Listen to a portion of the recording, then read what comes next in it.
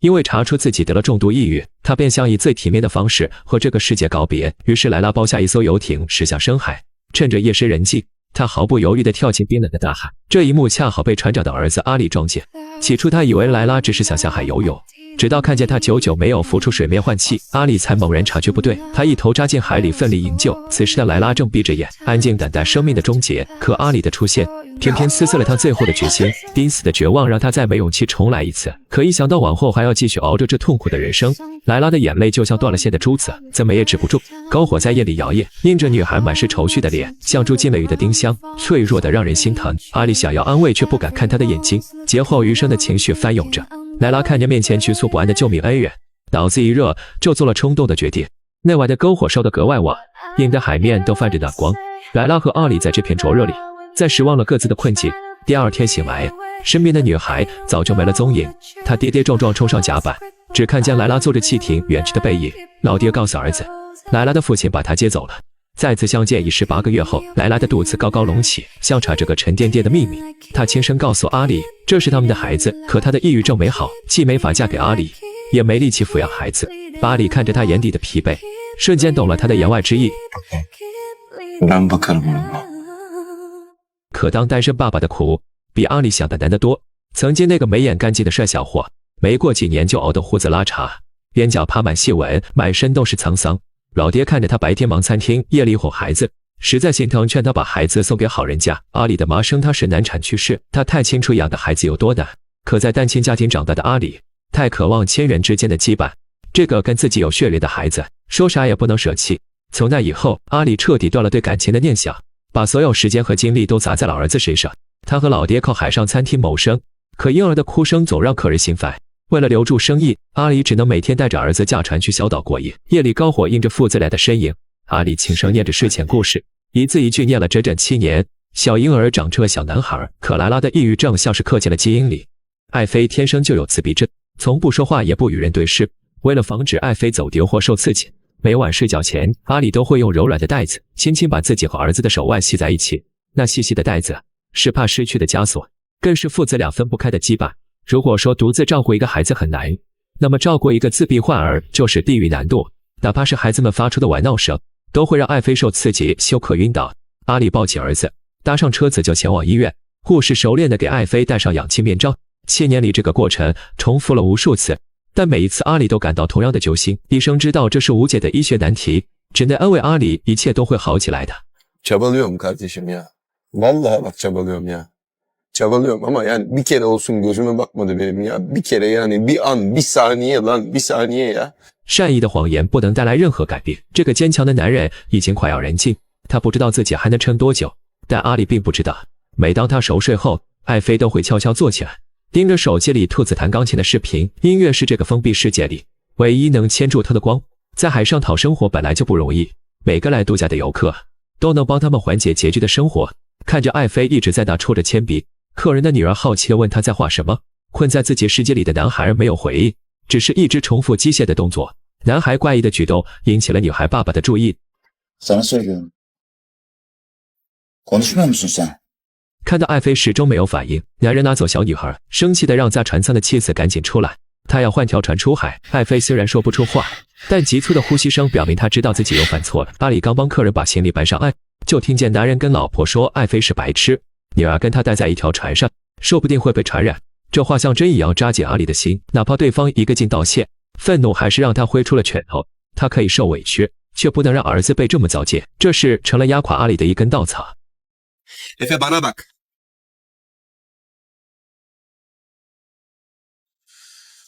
Efe.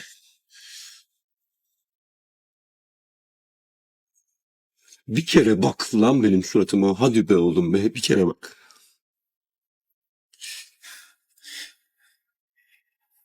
Çok bir şey istiyorum senden be. 阿里的语气近乎哀求，可艾菲还是无动于衷。儿子就像个填不满的黑洞，习惯了阿里生命中的光和热，害怕再待下去眼泪会落下。他驾着小船一个人来到无人的海域，现在无需继续假装坚强。阿里终于可以放声哭泣。因为大人晚上警察找上了门，阿里忙着填表，没注意到艾菲悄悄走了出去。男孩漫无目的地逛着，直到听见酒吧里传来钢琴声，才停下脚步。他走进去，把脸紧紧贴在钢琴上，像是找到了久违的归宿。小手跟着琴声轻轻打拍子。一曲完毕，酒吧里响起掌声。阿里赶紧过来捂住男孩的耳朵，怕他又受刺激。阿里跟钢琴家道歉，说儿子打扰到他了。老费说没事，还提了句爱妃说不定在钢琴上有天赋。阿里把这话记在了心里。第二天一大早就去了商店，把本来要买食材的钱换成了一架电子琴。尽管老爹一直在抱怨，阿里却跟献宝贝似的，把电子琴放在儿子面前。他鼓励儿子像昨天打拍子那样弹，可不管说得多口干，爱妃还是一个紧戳铅笔。就在阿里以为又失败了的时候，男孩终于伸出手指按了琴键，虽然只是重复一个音符，可阿里高兴得跟个孩子似的。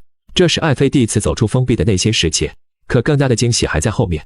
晚上睡得正香的阿里被一阵声音吵醒，看清是儿子在弹琴时，阿里鼻子一酸，眼泪一下子就流出来了。白天还是一个音节的重复，现在爱妃就已经可以弹奏简单的旋律。阿里掀开床单，叫醒熟睡的老爹，示意他看正在弹琴的爱妃。老人先是不可置信，直到慢慢靠近，亲眼看见孙子指尖发出的韵律，老人那颗沉寂的心又活了过来。正常家庭永远无法体会这种心情，最大的惊喜和感动让他们湿润了眼眶。那一夜的大海格外安静，仿佛不愿打破这美好的一刻。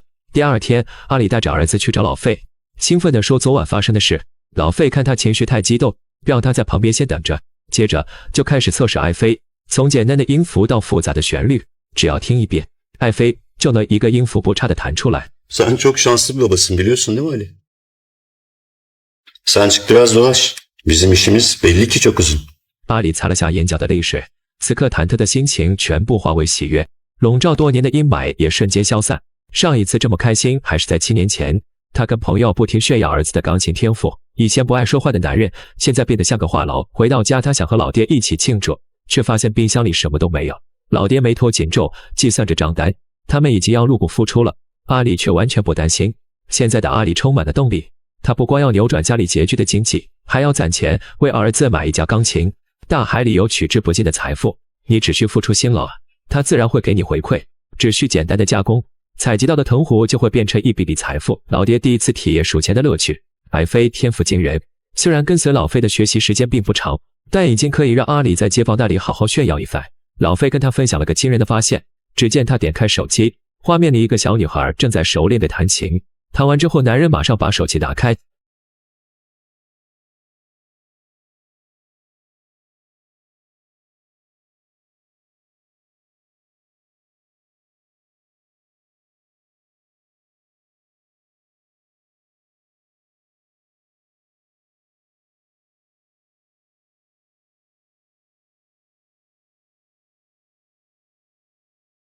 就听了一遍，爱妃居然把整首复杂的曲子都弹出来了。老费说男孩是个有绝对音感的超级天才，爱妃不应该被埋没在这个小地方。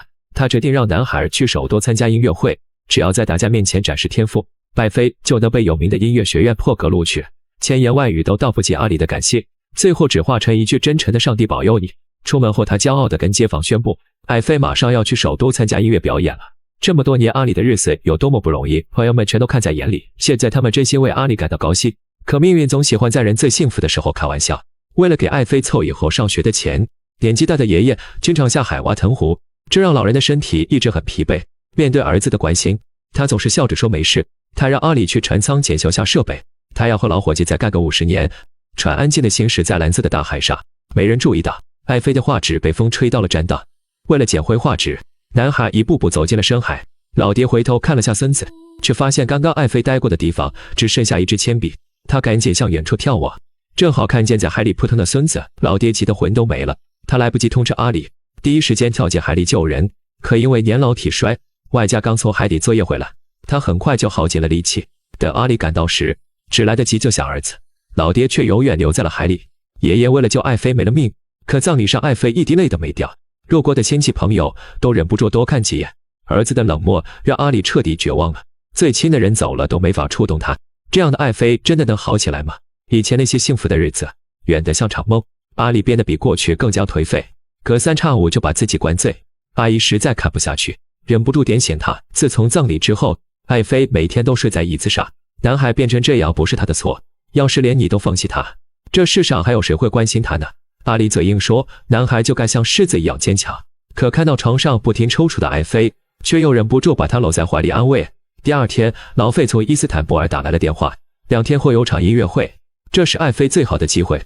于是阿里花光所有积蓄，带着儿子一路折腾来到首都。他给艾菲准备了一身精致的小礼服，可到了彩排的关键时候，男孩却一个音符都弹不出来。阿里想要干脆放弃回家，老费却愿意担风险，再给艾菲一次机会。正式演出那天，阿里在后台还没忘顾虑儿子，他起身去给艾菲倒水，男孩却在这时站起来，一步步走进了音乐大厅。虽然害怕的连呼吸都困难，艾菲还是勇敢地走到钢琴旁边。阿里在后台着急得不得了，老费举手示意他别慌。在2个男人充满期待的目光中，艾菲轻轻按下了琴键。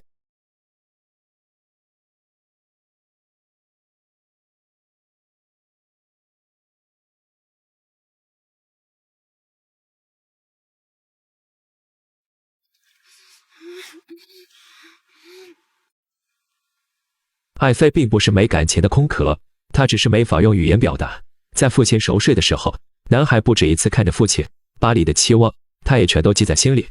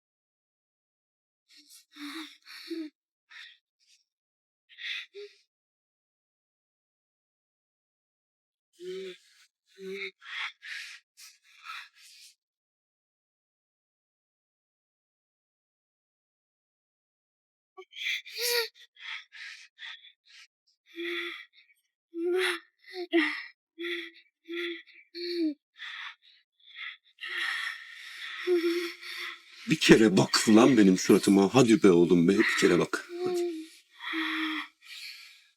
Bir kafanı kaldır, bir kere bak bana ya. Bir kere. Çok mu bir şey istiyorum senden? “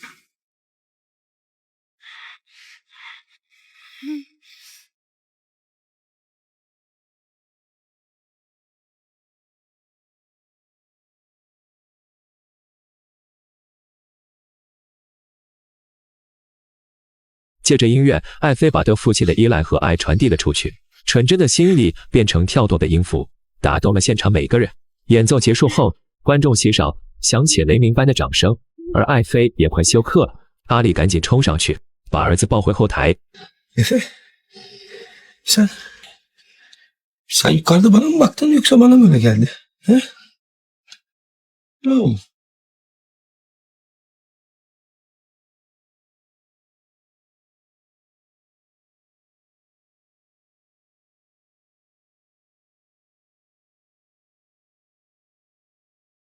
眼泪从阿里眼角滑落，他把儿子紧紧抱在怀里，仿佛抱着全世界最珍贵的宝贝。在全球有无数艾菲这样的孩子，愿你们都能像他一样幸运。接下来的日子阴霾散去，迎来平安顺遂的人生。